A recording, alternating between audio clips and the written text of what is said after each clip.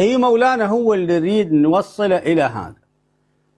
انت يا صرخي تعتمد عليه من في الاثبات والنفي، تعتمد على روايات الشيعة، على روايات شيخنا الكليني على الله مقامه. طيب، وحده تلزمنا بما نلتزم، على عيني وعلى راسي.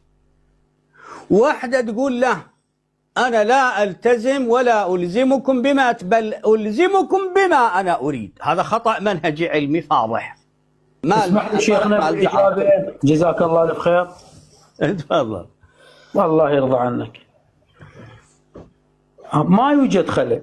الآن نحن شيعة صرخية. واسمع، نعتقد انت جاوب. قسورة شيخنا طلب السماح من الشيخ الإجابة، خلينا نجاوب. خلوا يكمل. بس أنت غير فاتح. احنا على خطأ عمي، يجوز ما ادري، يجوز ينطق على لسانه. تفضل يا احنا على خطأ أيضا، صححوا لنا الخطأ، ماكو مشكلة. كله ممكن، كله. تفضل. جزاكم الله الف خير. وين المشكله؟ نتحاور ونتناقش. الان جميعكم تناقشون السني والسلفي والملحد وكل الفئات.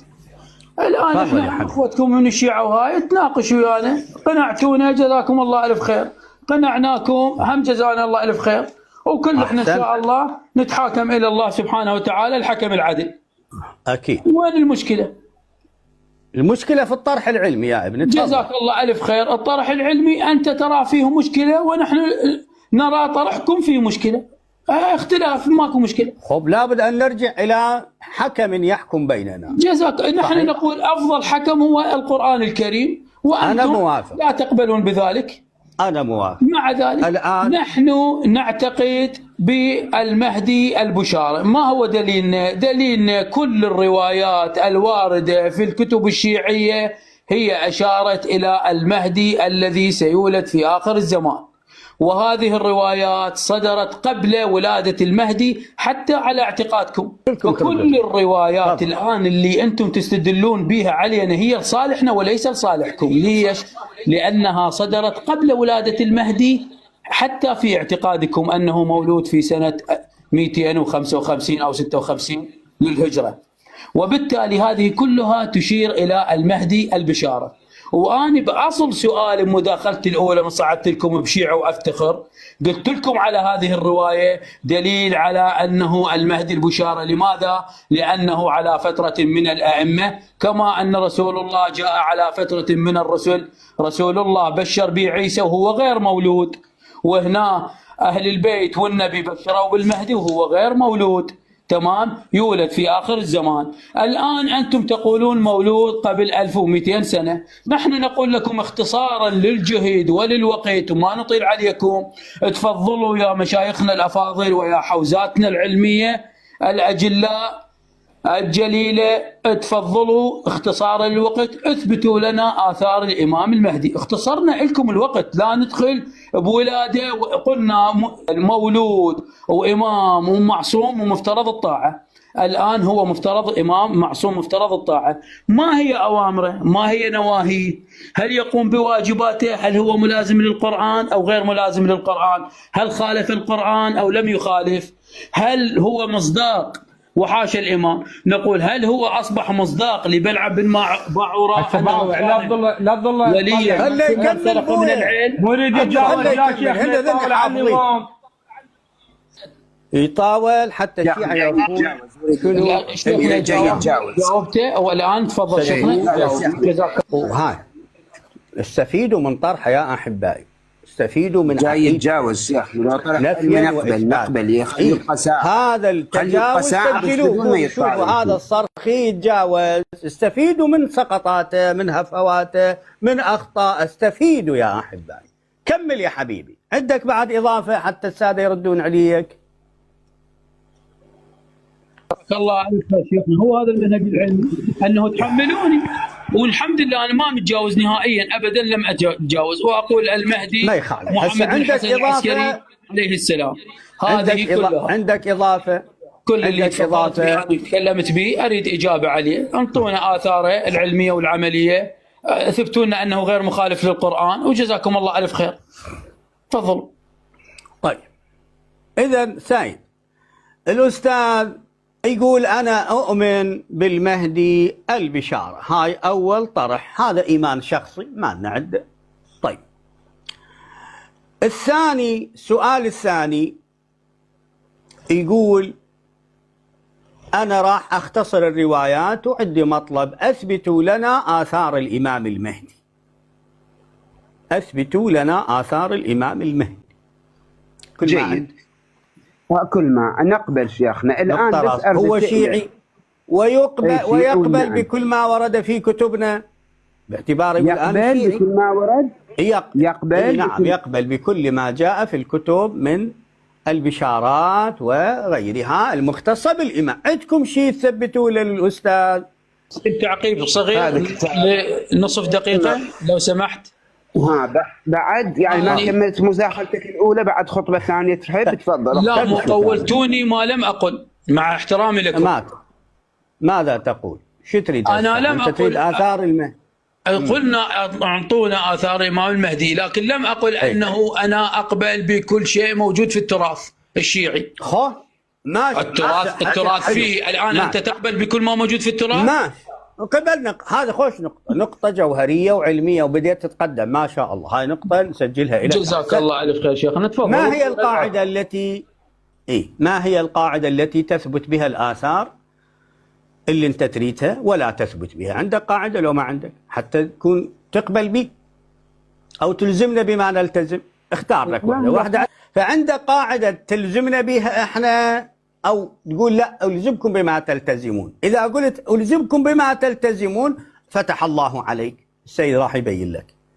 واحدة تقول لا أنا ألزمكم بقاعدة، هاي القاعدة مثلا رأيك الشخصي ما يحق لك، الرأي الشخصي ما يحق لك أن تلزمنا برأيك الشخصي باعتبار أنت مخالف فأنت اختار لك واحدة حتى ننهي الوقت. ما عندي بعد شيخنا حسب القاعدة اللي تردوها وحسب اللي يعجبكم. بعد شو تريد أكثر من هاي التنزلات؟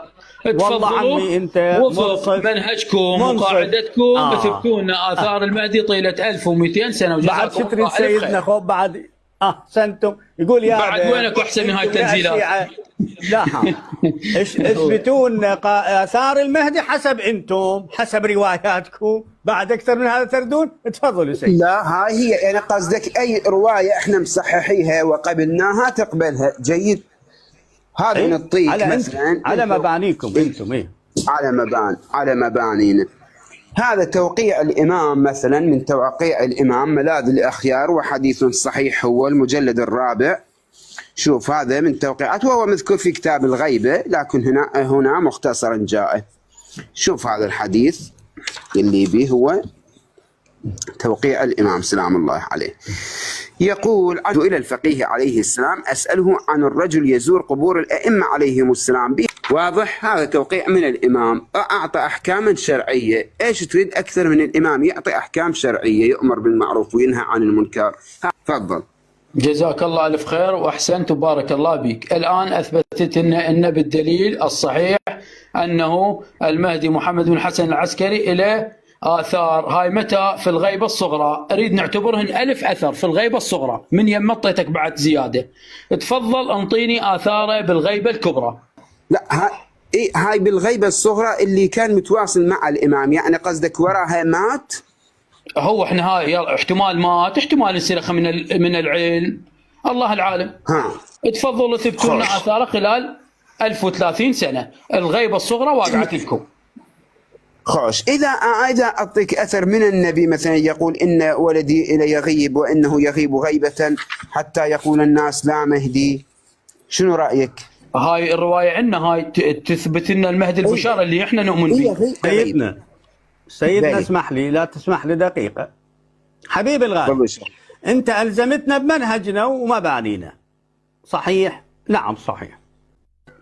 الاستصحاب عندنا حجة، الاستصحاب حجة علمية لا مفر منها، وهاي مبنانا وأنت ألزمتنا به. إذن ثبت وأقررت أن المهدي حي موجود في الغيبة الصغرى، وأنت تشك بوجوده في الغيبة الكبرى. الاستصحاب ماذا يقتضي؟ أن نستصحب حياته وعمله. بعد أنت عليك تجيب لنا قاعدة تنفي الاستصحاب. الاستصحاب حجة علمية أجمع عليها الشيعة. جزاك الله ألف خير. سؤال جدا جميل ومهم. الآن أنت استصحبت جنابك الحالة من الغيبة الصغرى حولتها على الغيبة الكبرى، جزاك الله الخير. هذا الاستصحاب ماذا أثبته؟ أثبت وجود المهدي، أنه المهدي موجود. الآن ما هي القاعدة التي تخرم هذا الاستصحاب؟ عندنا آية قرآنية تقول ممكن يكون ولي وصالح ومن أولياء الله وعنده كرامات وكل شيء، لكن معرض للانسلاخ من العلم. بسم الله الرحمن الرحيم: واتلوا عليهم نبأ الذي آتيناه آياتنا فانسلخ منها فأتبعه الشيطان فكان من الغاوين. وضحت أخونا، وضحت. سلام دقيقة بس، الله يبارك. الآن اثبت لي عدم انسلاخ المهدي عليه. لا تكتمون. ليش كتم؟ خليني أكمل سؤالي. لا تكتمون. الآن هنا نسأل ما مؤدب، شيخنا العزيز، وهم ما مؤدب. قسورة يا حبيبي. الله يبارك. الآن نسأل الآن نسأل شيخنا الله يرضى عنك. الآن نقول هل انسلخ الإمام المهدي عليه السلام من آيات الله؟ أين إمامة النبوة والإمامة؟ أين التبليغ والإنذار والتبشير؟ أين ملازمته للقرآن وتطبيق أحكامه؟ تفضل شيخنا طيلة الغيبة الكبرى. واضح. احنا استدللنا عليك بإثبات وجوده في الغيبة بالاستصحاب، وانت قلت راح أرفع الاستصحاب، راح أنسف الاستصحاب. صحيح؟ أي صحيح، هذا مدعاك.